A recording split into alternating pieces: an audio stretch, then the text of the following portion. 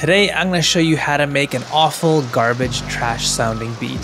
Now you might be thinking, why in tarnations would I want to know this? Well, think about it like this. Instead of watching tutorials on how to make good beats, it can help to think in the opposite way, to know what makes for a bad beat. This will help you know what to avoid, what you might be doing wrong in your beats, and by doing the opposite of what I show you, your beats will start to sound better. That's just science, man.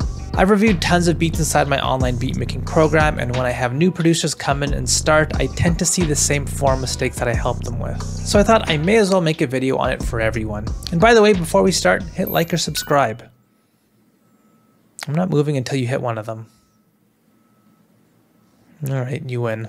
Let's start with the first way you can make a garbage beat. Right now, you might have this idea that music is 100% subjective, that you can do whatever you want using whatever sound, and no matter what you do, your music is a beautiful work of art. Nah, if your beats sound like they lack structure, like they're putting a bunch of random sounds together, this tends to happen because you're being too free, which is mistake number one. Let me show you what I mean. We'll start with a pre-made loop for this example.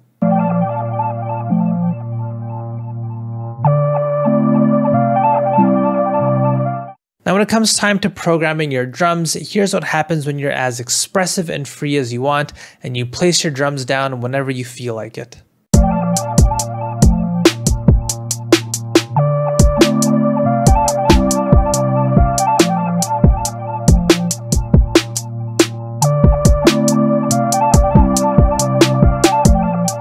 Your beat has this feeling like you can't quite follow along with it. Now, if you Google the purpose of drums in a song, the definition it gives is it's the keeper of the rhythm. And by programming your drums like this, we are not keeping any rhythm. Your drums are hitting at different times throughout the loop, and depending on the loop, we have nothing creating a sense of consistency in the beat now. What fixes this problem is to not treat your drums like any other instrument and be more strict with them. So if we program something like this instead, you can see even though we have a similar amount of notes and the pattern might look similar at first, there are notes in this pattern that are keeping the rhythm, that create a consistency. And here it's these snares. They have an equal amount of space between them and they play at a consistent time throughout the loop. And this is what I mean by keeping the rhythm in the beat. And we can even take that bad drum pattern that we've built and apply the same idea simply by just moving some of the snares to hit at a more consistent, predictable time. You'll hear it'll start to sound better.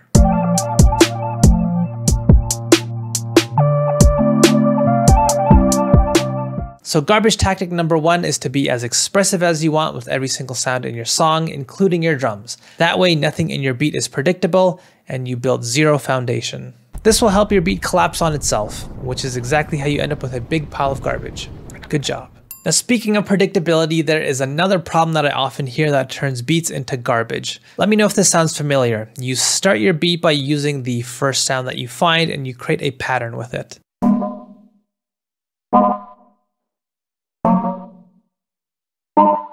Then you find your next sound, but you aren't sure what type of pattern to build with it. So you build something that's pretty similar to pattern number one.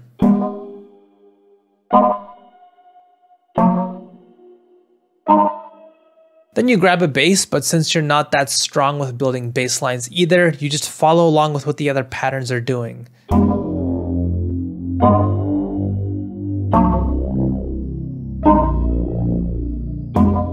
And you keep doing this with every single pattern that you make until you end up having every sound move and change all at the same time. And your beat sounds something like this.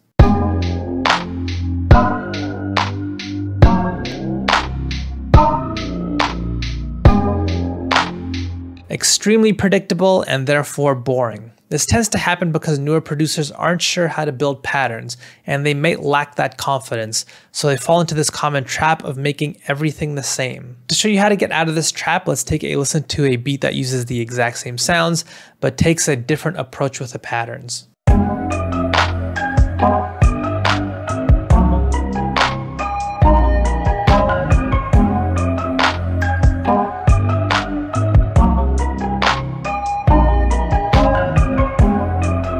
So here's what this version of the beat does differently. For one, varying lengths. You can see this pattern here has a few long extended notes, while this one here has lots more notes, but they're shorter.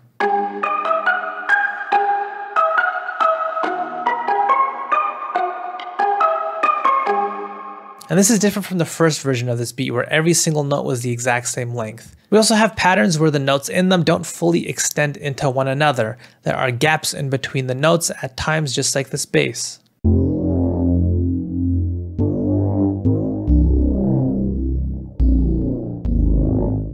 Again, we don't need every single sound playing consistently. And not every sound and pattern is playing for the entirety of the loop either. Some sounds come in and out throughout the loop. These differences among the different patterns in this beat are what help keep it from sounding so predictable. I know for the first tip I talked about using sounds to create that sense of predictability in your beat and how that's actually helpful, but using every single sound in your beat in this predictable way is how you make a garbage beat. Let's stay on this beat for a little while longer because there's one more way to make this into a garbage beat that I see all the time. If you watch tutorials online, they can mislead you into believing that you should be making these huge, insanely complex patterns and that this is the key to making your beat sound good. And what I see is that producers think this is the goal of every single pattern that they make, to make their beats as complex as possible, which is exactly what's going on in this version of the beat.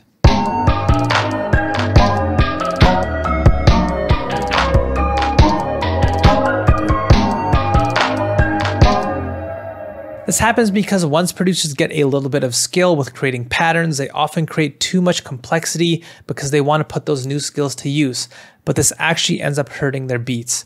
Here's why. In the original, more simple version of the beat, there are definitely patterns in this beat that are more complex, but there are also patterns that are more simple.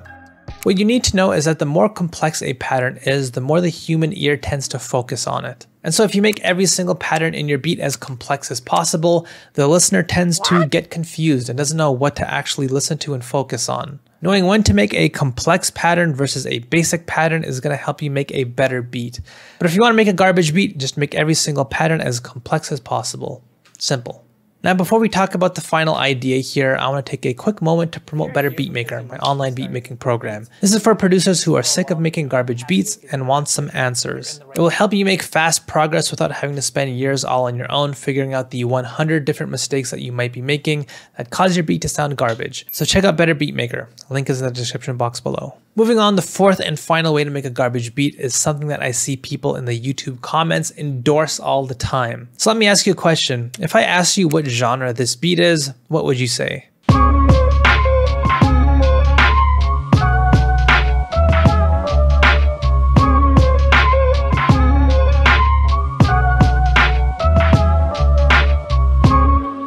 Now, I'm willing to bet that you said that this sounds like a boom bap beat, but maybe one that's more modern rather than the old school 90s version of boom bap. Now, if I asked you what genre this beat is, what would you say?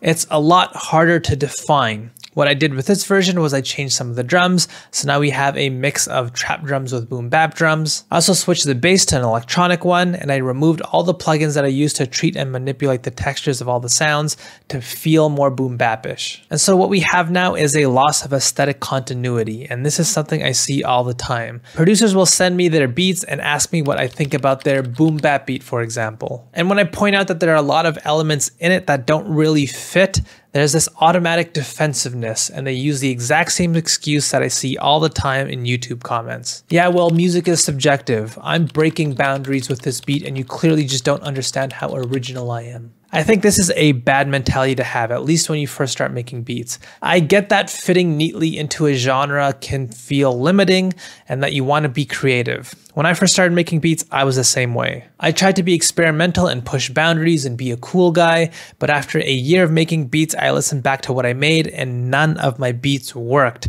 I could hear that good idea in them, but what I built around that good idea just never made sense. And this is what using a particular aesthetic or genre can help you with.